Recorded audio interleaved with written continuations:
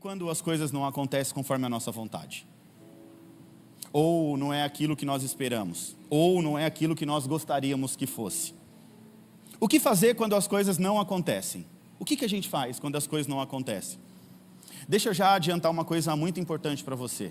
Uma coisa que não resolve nada é desespero e murmuração. Não adianta desesperar e também não adianta murmurar. Isso não resolve absolutamente nada, muito pelo contrário. A murmuração e o desespero só vai piorar as coisas ainda mais. O silêncio é um bom remédio. Fala para a pessoa que está do seu lado, o silêncio é um bom remédio. Porque o silêncio vai nos fazer refletir sobre a vida. É no silêncio que Deus trabalha. A obra da ressurreição, por exemplo, ela foi realizada num dia de silêncio. No dia do silêncio de Deus, o sábado do silêncio. Enquanto muitos, sem entender o processo, já estavam voltando para suas velhas vidas, eram discípulos abandonando ali o seu propósito de vida, Deus estava trabalhando para concluir a maior obra de todos os tempos, a obra da ressurreição, o que nos dá a certeza da vida eterna. A obra da ressurreição foi a maior obra de Deus. E ela foi executada literalmente no dia do silêncio de Deus. Ou seja, num dia onde muita gente estava refletindo acerca da morte e da vida. Na morte de Jesus. Foi ali que Deus consumou a grande obra.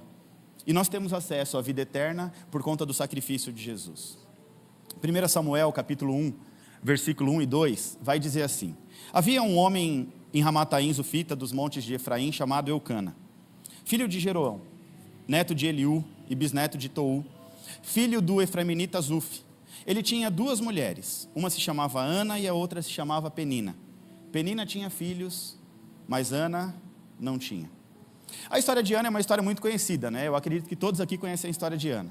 Mas, normalmente, a evidência sobre a história de Ana é sobre o que acontece. O milagre que foi consumado. O final é feliz, mas a trajetória é marcada por muita tristeza. O final é feliz, mas a trajetória é marcada por tristeza, por sofrimento. Da história de Ana, muito se fala sobre o que acontece e pouquíssimo se fala sobre o que não acontece. É uma história que normalmente é pregada sobre o que acontece. Mas e o que não acontece na história de Ana? O texto diz que Ana não tinha... O fato de Ana não ter filhos torna ela uma mulher estéril. Estéril é uma mulher que não pode gerar. Ana, ela não podia gerar filho. E pelo fato dela não poder gerar um filho, isso tornava ela uma mulher extremamente infeliz. Uma mulher estéril naquela época era considerada uma mulher amaldiçoada. Na cultura da época, para vocês terem uma ideia, a esterilidade muitas vezes era vista como uma condição dada por Deus. Era uma condição de maldição de Deus sobre a vida de algumas mulheres. E essa condição, ela carregava, além dessa maldição, né, que ela já carrega, esse peso da maldição, ela carrega também um estigma social. O que é um estigma social? É uma marca, um sinal, um preconceito, que associa uma característica específica e normalmente negativa. Ou seja, era muito comum naquela época, inclusive é nos dias de hoje também, associar as pessoas a características negativas, principalmente as negativas. O endemoniado gadareno, ele não é mais o endemoniado, mas nós chamamos de endemoniado. Ah, estéril, Ana não é mais estéril, ela gerou 6 filhos, mas nós temos o costume de dizer que é estéril. O que torna um estigma, uma marca negativa na vida das pessoas que carregam isso sobre si. E muitas vezes nós somos medidos por aquilo que nos falta e não pela nossa identidade. Muitas vezes eu e você nós somos medidos por aquilo que nos falta. Se uma pessoa não tem domínio próprio, normalmente ela é conhecida como nervosinho. E assim por diante. As pessoas não estão acostumadas a extrair o melhor, olhar a identidade. Sempre olha o lado negativo, o estigma social, aquilo que é apontado como algo ruim, negativo. E essa esterilidade de Ana durou muito tempo, durou muitos anos. O verso 3 em diante diz que todos os anos Ana ia com seu marido Eucana até Siló para adorar e entregar as suas ofertas. A esterilidade de Ana durou muito tempo. Esse tempo de esterilidade, ele fica também marcado por um tempo de sofrimento e tristeza. Ou seja, enquanto Ana não gerava o filho que ela tanto sonhava, ela era uma mulher triste, uma mulher sofrida, uma mulher afrontada. Mas a boa notícia é que esse tempo estava com os dias contados. O tempo da esterilidade de Ana, da tristeza e do sofrimento, já estava contado. O tempo ia mudar. Sinais de uma nova estação. Deus ia tirar do rosto de Ana a tristeza e ia colocar um semblante de alegria, um pouco mais adiante. Agora, entenda bem, nós precisamos entender que essa questão de tempo, ela sempre precisa ser observada numa visão de soberania de Deus. Às vezes a gente não entende o tempo de Deus, porque a gente quer entender o tempo de Deus com a nossa limitação. O tempo de Deus não é para ser entendido através do nosso conhecimento, das nossas habilidades, porque nós somos seres limitados. O tempo de Deus é para ser olhado numa perspectiva da soberania de Deus. Por que Deus? Porque Ele é soberano. Por que aconteceu? Porque aprove Deus que acontecesse. A Bíblia diz, Deus ele tem a chave da vida e da morte na mão. A porta que Ele abre, ninguém fecha. E a porta que Ele fecha, ninguém abre. Se tem porta fechada, é porque assim Deus quer que seja. Se Deus está abrindo as portas, é porque assim tem que ser. Se Deus recolheu, é porque essa foi a vontade dEle. Se Deus fez um milagre, essa é a vontade dEle. No verso 5 diz que, mas a Ana, Eucana dava a porção dupla. Aqui o texto diz que Eucana era um excelente marido, ele dava tudo que ela pedia em dobro. Se ela pedia 1, ele dava 2, ele cuidava dela de maneira especial. E por que ele cuidava de maneira especial? Porque o texto diz que ele amava a Ana de uma maneira diferente. Mas o Senhor a deixou estéril. Ele dava a porção dobrada porque ele amava ela de maneira diferente, mas Deus, na concepção de Eucana, tinha deixado Ana estéril. E sabe o que isso quer dizer? Que a esterilidade de Ana era estéril, porque essa era a vontade de Deus. Não é que ela era amaldiçoada, não é que... Era a vontade de Deus que ela fosse estéril. A esterilidade de Ana tinha um propósito. Se tem porta fechada na sua vida, tem um propósito. Se está passando por uma dificuldade, é porque tem um propósito. Se está passando por uma doença e quer a cura, mas ainda não teve a cura, em todas as coisas tem um propósito. A nossa vida não acontece por acaso. Para todas as coisas existe um propósito intencional de Deus. Entenda bem isso em nome de Jesus. Não foi o diabo que deixou Ana estéril. Foi Deus. Eu vou repetir, foi Deus que tornou Ana uma mulher estéril.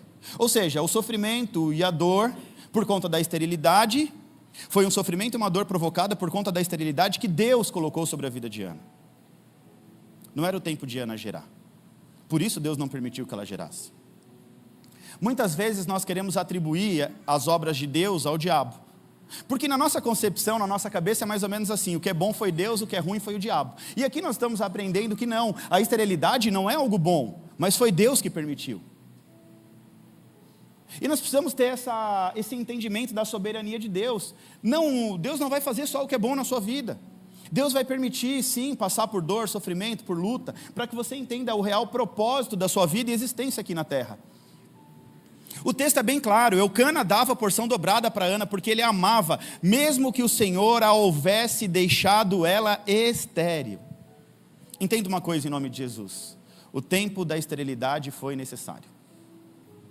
O tempo da esterilidade foi um tempo... Deixa eu te explicar isso em nome de Jesus. Primeiro, a esterilidade de Ana foi uma prova da sua própria fé e do seu caráter. A esterilidade de Ana redunda mais adiante em mostrar literalmente qual era o caráter daquela mulher e qual era o nível da fé daquela mulher. Durante esse período de esterilidade, que ocasiona na vida de Ana muita tristeza, muita dor e muito sofrimento, também gerou uma mulher espiritual e uma mulher de oração. A esterilidade de Ana, olha só, por fora a gente vê uma pessoa estéril, mas por dentro era uma pessoa que já estava gerando. Por fora é uma mulher que não gera filhos, mas antes de gerar um filho, Deus estava querendo gerar uma personalidade adoradora, uma mulher de oração, uma mulher fervorosa no espírito. Então, muitas vezes nós não geramos no físico porque Deus ele quer que primeiro a gente venha gerar no espírito. Tem muita coisa que ainda não aconteceu no físico, porque, pastor, eu quero muito isso, eu quero aquela casa, eu quero aquele carro, eu quero aquele trabalho, eu quero que a minha empresa não está gerando, não está acontecendo. Você olha para a sua vida, uma vida que não gera é uma vida estéril. Quando a Bíblia fala sobre esterilidade, não é apenas a esterilidade de uma mulher que não pode dar à luz. Uma pessoa que não consegue gerar recursos para sobreviver é uma pessoa estéril. Uma empresa que não está gerando ali o suficiente para pagar os funcionários e tirar ali o lucro do empresário é uma empresa estéril. Não gera. E por que não está gerando? Muitas vezes a gente quer atribuir o não gerar uma obra do maligno, e muitas vezes é Deus que não está deixando gerar. Porque Deus primeiro precisa gerar dentro de você um coração de adorador. Deus precisa gerar dentro de você uma pessoa diferente. Um grande pai, uma grande mãe, um grande homem, uma grande mulher. Então antes de Ana gerar um filho, Deus estava fazendo ela gerar uma mulher de oração, uma mulher fervorosa no espírito. E essa esterilidade de Ana ocasiona literalmente num tempo de tristeza e sofrimento para Ana. Tristeza e sofrimento, mas também gerou uma mulher espiritual, uma mulher fervorosa. Foi literalmente durante o tempo da esterilidade de Ana, preste atenção, que Ana cresceu espiritualmente. Foi literalmente nesse tempo que ela não gerava um filho que ela tanto queria, que ela cresce. Ou seja, o seu desespero levou ela a buscar a Deus ainda mais fervorosamente. O desespero dela não afastou ela de Deus, muito pelo contrário, o desespero fez ela buscar ainda mais a Deus. O desespero de Ana fez ela literalmente se tornar uma mulher de Deus. A dor, o sofrimento, o desespero, muitas vezes, é muito comum que afasta as pessoas. Mas aqui a gente está aprendendo com Ana que a dor, o desespero, o sofrimento, a luta, a esterilidade é para te trazer mais para perto de Deus, porque Deus está gerando algo novo dentro de você. Aí a Bíblia vai continuar dizendo que essa mulher enfrenta viagens longas ao lado da sua adversária. Ei, você tem noção do que é isso? A outra mulher de Eucana, a Penina, tinha filhos, vários filhos, e ficava o tempo inteiro afrontando aquela mulher. Nessa viagem desse ano nós fomos a Siló, um lugar lindo, maravilhoso. A Arca da Aliança ficou lá 369 anos, se eu não me engano agora, mas era mais ou menos isso, 369, 79, alguma coisa assim. Foi aonde a Arca da Aliança mais ficou. Nós tivemos a oportunidade de adorar a Deus ali naquele lugar. Ana fazia uma viagem da cidade dela até Siló, dava 37 quilômetros andando a pé no meio do deserto, calor escaldante, terra batida, pedra, não tinha tênis, era chinelo. Caminhando e ao lado dela, a adversária dela apontando o dedo na cara dela e falando assim: cadê seu filho? Você não tem filho. O tempo inteiro afrontando aquela mulher. Isso aqui é literalmente a personificação de Satanás para fazer você desistir. E aí, cadê o seu Deus? Por que o seu Deus não curou? Por que ele não fez o milagre? É o adversário sempre batendo aqui. Quando minha mãe faleceu, eu lembro de algo que martela assim na minha cabeça. Hoje mais não, mas ficou martelando muito tempo. Minha mãe, ela tinha se convertido e ela estava vivendo o primeiro amor. Foram 3 anos até o falecimento dela que ela viveu o primeiro amor. Ela estava tão crente que já estava chata. Sabe aquele crente que vê Deus em tudo, que tudo é Deus? Meu Deus do céu, eu estava meio assim e ela estava lá, né? Aí eu lembro que quando nós estávamos no sepultamento, minha tia, que sempre mexeu com o espiritismo, chegou: e aí, cadê o Deus de vocês? Se o Deus de vocês fosse tão bom, sua mãe não estaria nesse caixão. E aquilo mexeu muito forte no meu coração. Isso são as afrontas do adversário, tentando mexer, sabe, com o nosso ser para nos afastar, porque ele sabe que se a gente se apegar com Deus agora, é no momento da luta, da dificuldade, da tristeza, da dor, que se a gente se apegar com Deus, Deus vai começar a gerar uma criatura nova dentro de nós. Agora é hora de Deus começar a gerar um novo ser dentro de nós, em nome de Jesus.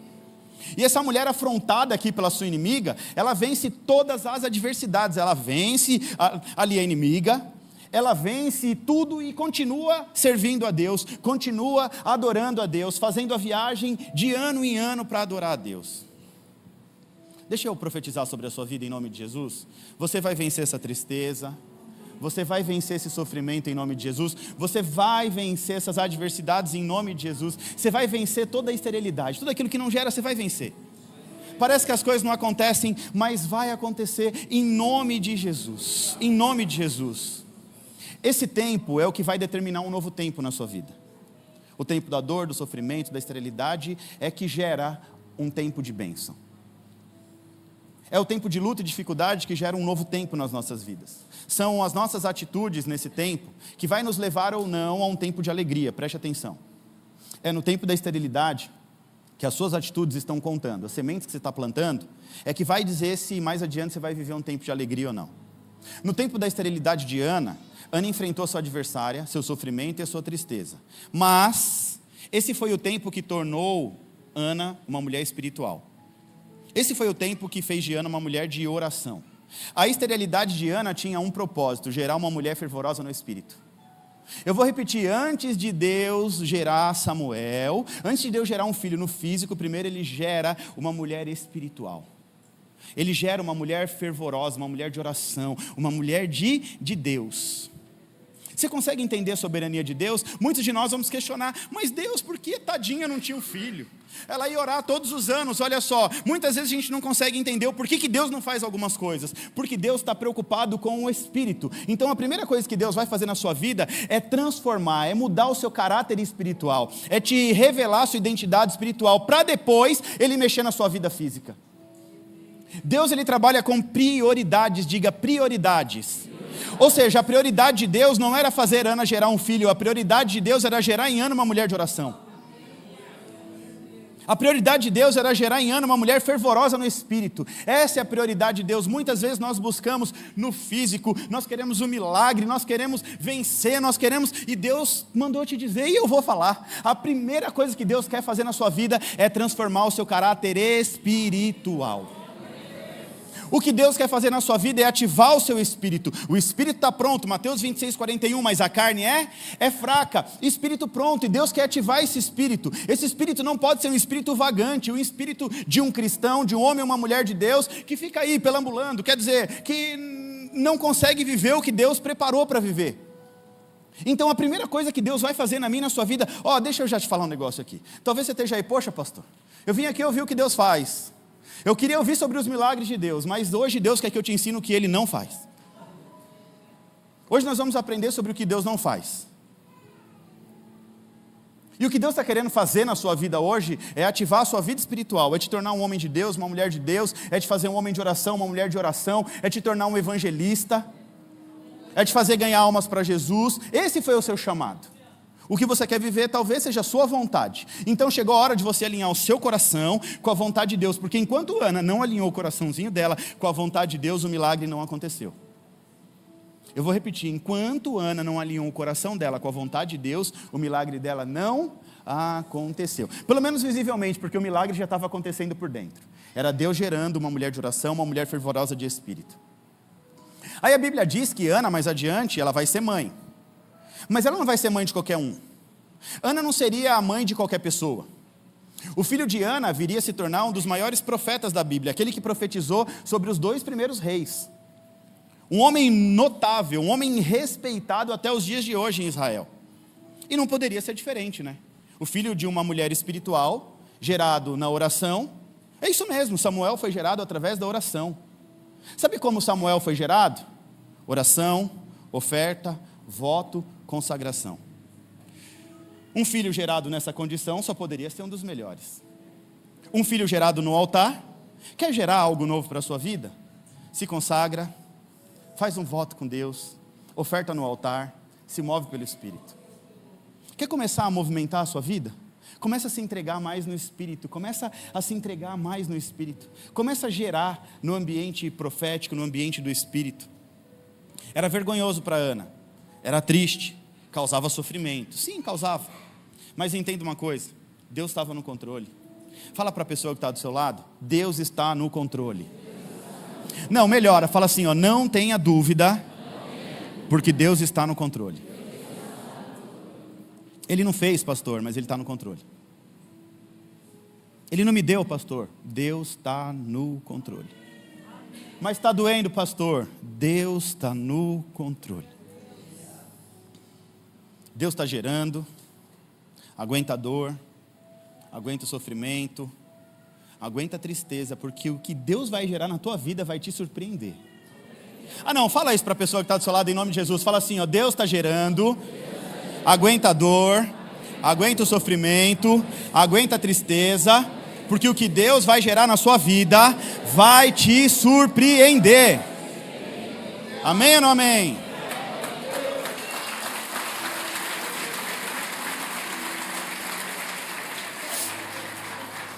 Mas pastor, o milagre não chegou.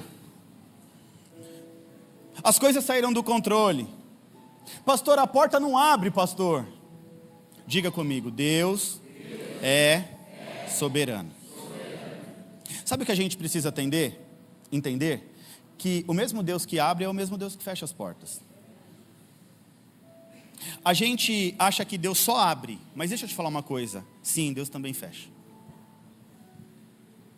Deus ele abre, mas ele também. Deus abre a porta, e se você não entender, Ele fecha. E Deus também fecha, e não tem que te explicar o porquê Ele fechou. Ele abre, Ele fecha. A chave que abre e fecha a porta está na mão dEle. Ele dá a vida. Quantas crianças estão nascendo aqui na nossa igreja? Ele tira. É dEle, é tudo para Ele. A minha vida não é minha. A minha esposa é de Deus. Que bom que Ele me deu aqui na terra. As minhas filhas são de Deus. É dEle. A gente precisa entender isso, Ele é soberano. É dEle. Foi Ele que fez. Foi Ele que tomou. Em tudo, seja dado glória ao nome do Senhor. Deus é Deus. Deus é soberano. Nós somos servos. Nós somos adoradores. E nós estamos aqui para adorar a Deus. Adorar pelo que Ele é e louvar pelo que Ele faz. Repito, adorar pelo que Ele é e louvar pelo que Ele faz. Eu não adoro a Deus pelo que Ele faz, eu adoro pelo que Ele é. E eu louvo pelo que Ele faz. E eu continuo louvando pelo que Ele faz, mesmo se o que Ele faz não é tão bom para mim, não é conforme a minha vontade. Porque eu aprendi que Deus é soberano, e se Ele é soberano, Ele pode todas as coisas. E se Ele pode todas as coisas, Ele pode ir no mais profundo da minha alma e curar as minhas feridas. Se Ele pode todas as coisas, Ele pode me sustentar a partir de agora. Quando a gente olha e acha que é impossível, é Deus dizendo: agora quem vai te sustentar sou eu. Diga comigo: Deus é aquele que tem em tuas mãos as chaves que abrem ou fecham portas. Ele tem a chave da vida e a chave da morte. Ele é soberano sobre todas as coisas. Olha só, gente, se Ele abrir ou fechar a porta, é porque tudo tem um propósito. Se Ele dá vida ou tira vida, é porque tudo tem um propósito. E tudo que nós precisamos é aprender a olhar sobre a perspectiva de Deus. Sobre a perspectiva da soberania de Deus. Ele é soberano. E se não aconteceu, é porque Deus não quis que acontecesse. Foi literalmente o que o Eucana estava dizendo: minha filha, calma. Eu te amo, eu te dou tudo em porção dobrada. Se Deus não permitiu você gerar, é porque ainda não é o tempo, e é tudo no tempo de Deus. Então acalma teu coração.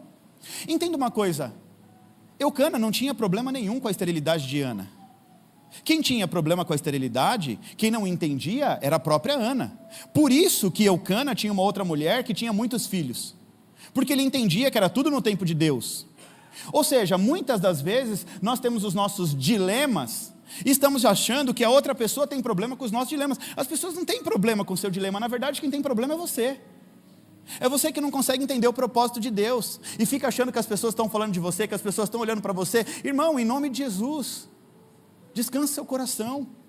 Comece a olhar pela perspectiva de Deus, a soberania de Deus, e fala assim: Deus, seja feita a tua vontade. Em todo tempo Deus é bom. Em todo tempo Deus é bom, seja no tempo da felicidade, seja no tempo da dificuldade. Foi no tempo da dificuldade que foi gerado o pastor Vitor e a pastora Vanessa. E eu questionava muito a Deus, e eu falava: Deus, por que a gente está passando por isso de novo? Nós tivemos 2 crises no casamento, beiramos o divórcio 2 vezes. E eu ficava questionando a Deus: por quê? E olha a resposta de Deus: era Deus gerando pastores ali no momento de dificuldade. Era Deus pegando um casal comum, né, e gerando aquilo que Ele queria gerar. Então muitas vezes a gente passa por alguma luta, alguma dificuldade e não entende por quê. Irmão, para de querer saber o porquê. Deus, qual é o propósito disso? Se o senhor não quer me falar o propósito também, está tudo bem. Só se move pela vontade de Deus e deixa Deus trabalhar na sua vida. Fala para a pessoa que está do seu lado: deixa Deus trabalhar na sua vida em nome de Jesus. Ele é soberano, Ele está fazendo tudo certo. Dói. Tem coisa que dói.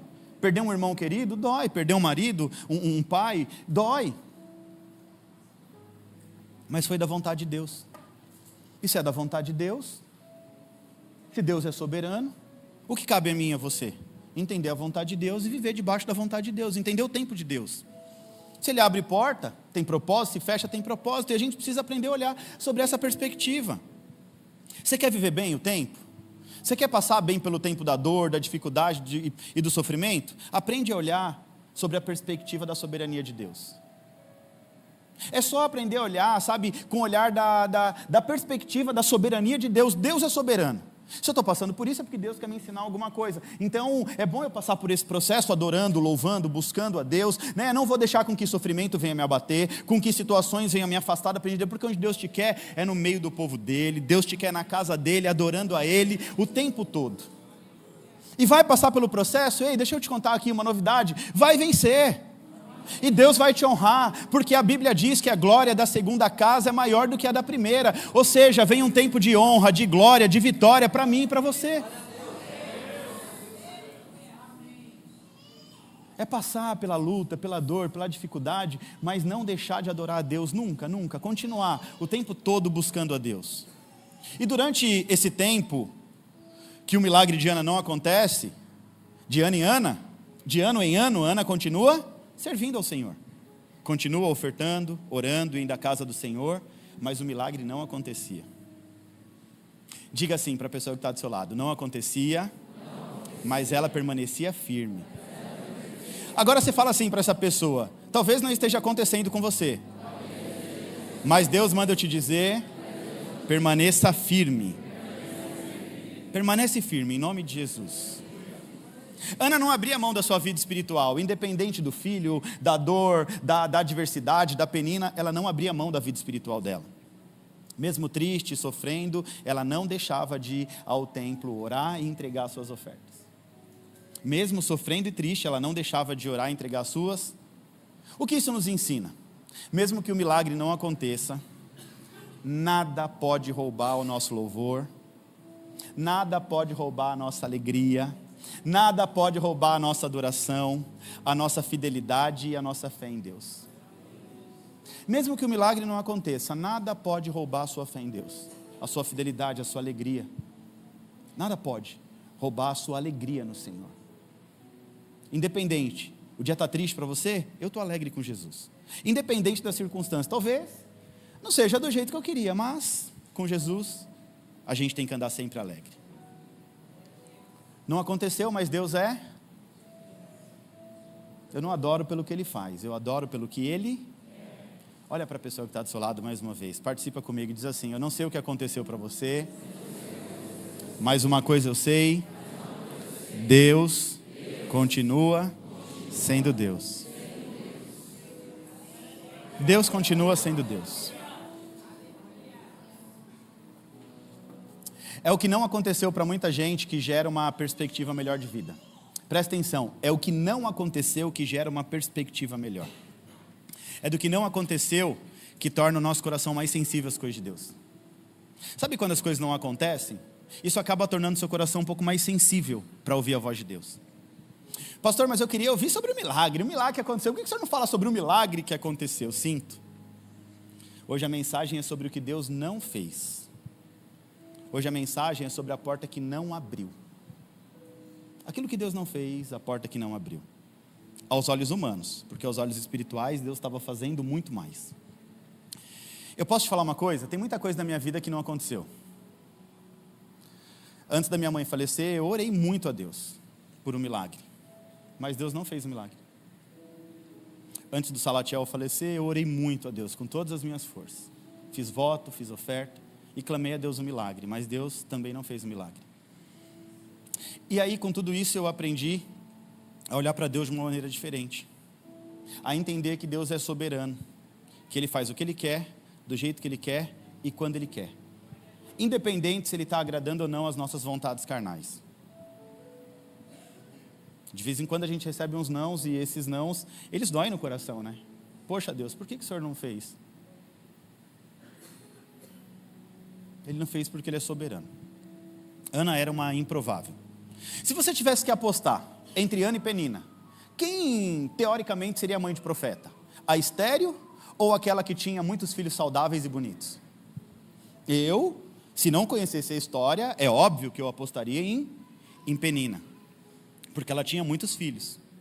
Mas entenda o seguinte, em nome de Jesus, foi o não de Deus que fez dela uma mãe de profeta. Ainda não é tempo. Não vou gerar o que você quer. Primeiro eu vou gerar em você o que tem que ser gerado. Primeiro eu vou gerar uma mulher de oração e fervorosa no espírito, e depois eu gero um profeta. Porque eu preciso de uma mulher de oração e fervorosa no espírito, então, para gerar um profeta. Para gerar qualquer filho, a Penina gera.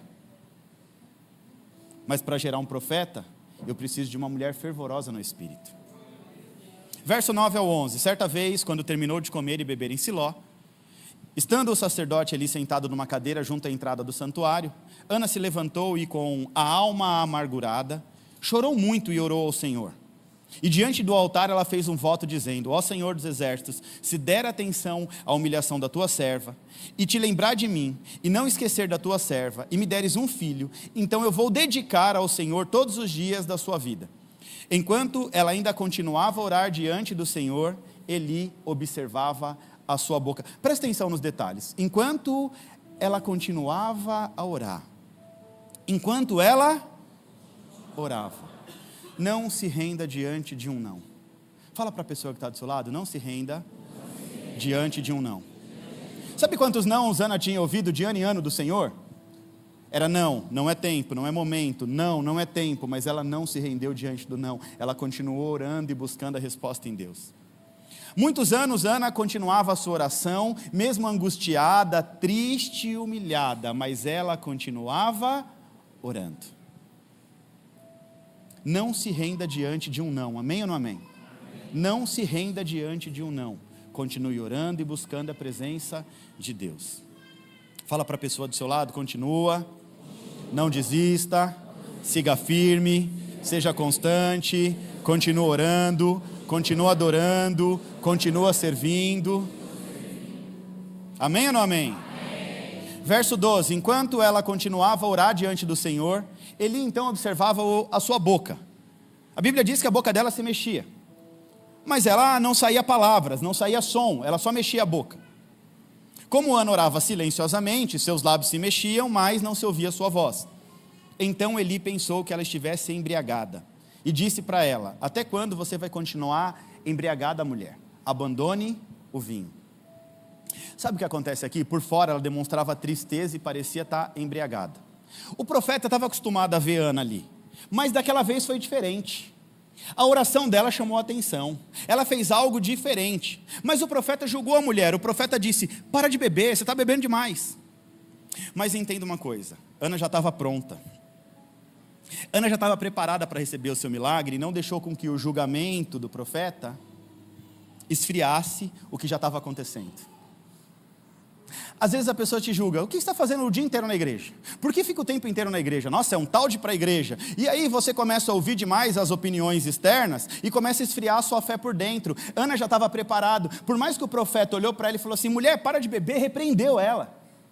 Mas uma mulher preparada no espírito não deixa com que aquela palavra, aquele julgamento do profeta esfrie a sua fé. Sabe por quê? Porque o que Ana estava gerando dentro de si era grande. Por fora, ali era uma mulher estéril, mas por dentro o milagre já estava acontecendo. Ela não se importava mais com o que estava acontecendo por fora, porque ela estava vivendo uma experiência com Deus. Era de dentro para fora, a experiência estava acontecendo, o milagre estava sendo gerado. O primeiro milagre que foi gerado foi Deus transformar ela numa mulher fervorosa de oração. Aquela mulher já estava preparada para receber o milagre. Você está entendendo isso em nome de Jesus? Ela estava preparada para receber o milagre, porque o milagre de dentro já tinha sido gerado no coração. Agora Deus diz: ó, gerou no coração, eu gero por fora também. Nenhum julgamento parou Ana. Ela olha o profeta e ela vai dizer não. Olha o que o texto diz: ali ajoelhada, diante daquele altar, ela estava alinhando o seu coração, a vontade dela com a vontade de Deus para a vida dela. Ela estava fazendo um verdadeiro alinhamento entre a vontade de Deus e a vontade dela. O coração dela queria gerar o filho. Ela queria gerar um filho, mas Deus queria gerar primeiro nela uma mulher de oração. Aí, olha a resposta: não, meu Senhor, não se trata disso. Verso 15: sou uma mulher muito angustiada, não bebi nenhum vinho, nenhuma bebida fermentada. Eu estava derramando a minha alma diante do altar do Senhor. Olha o que ela diz: eu estava me derramando na presença do Senhor, eu estava colocando a minha alma diante do Senhor. Ela vai continuar dizendo: não julgue a tua serva como uma mulher vadia, sem valor. Eu estou orando aqui até agora. Quer dizer que ela estava orando há muitas horas. Eu estou orando por causa da minha angústia, da minha tristeza. Então Eli respondeu: entendi, minha filha, vá em paz e que o Deus de Israel lhe conceda o que você pediu. Então Ana seguiu o seu caminho, comeu, ela não estava comendo, e o seu rosto já não estava mais abatido. Olha para a pessoa que está do seu lado e diz assim: o céu vai mudar a sua face hoje. O céu vai mudar a sua face em nome de Jesus. Amém ou não amém? Amém.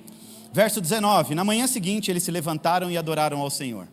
E na manhã seguinte eles se levantaram, adoraram ao Senhor, e então voltaram para casa.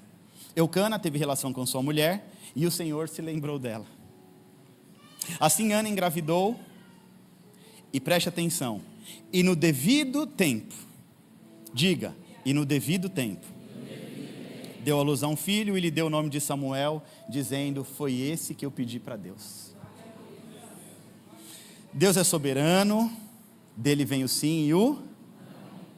E no devido tempo, Deus transforma a tristeza em alegria. E no devido tempo, Deus faz a mulher estéril gerar. O que isso nos ensina? Que existe o tempo da soberania de Deus. Vai gerar no tempo certo. O que diz em Eclesiastes 3? Há, portanto, uma ocasião para tudo.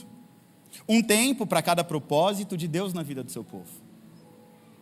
Existe um tempo do propósito de Deus para mim e para a tua vida. O tempo de viver, o tempo de morrer, o tempo de plantar, o tempo de colher. O tempo de se alegrar, o tempo de se entristecer. E o que Deus está falando ao nosso coração? Que nós precisamos aprender a viver debaixo do tempo de Deus. O tempo de Deus para a nossa vida, ele é bom, perfeito e agradável. Às vezes, ele vai dizer sim. Às vezes, ele vai fazer milagre. Mas às vezes, ele vai dizer não. E também não vai fazer milagre. E o que nós aprendemos com tudo isso?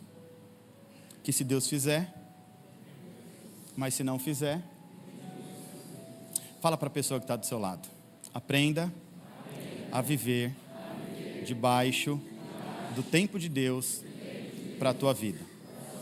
E no devido tempo, Deus vai transformar a tristeza em alegria e vai fazer a estéril gerar. Amém?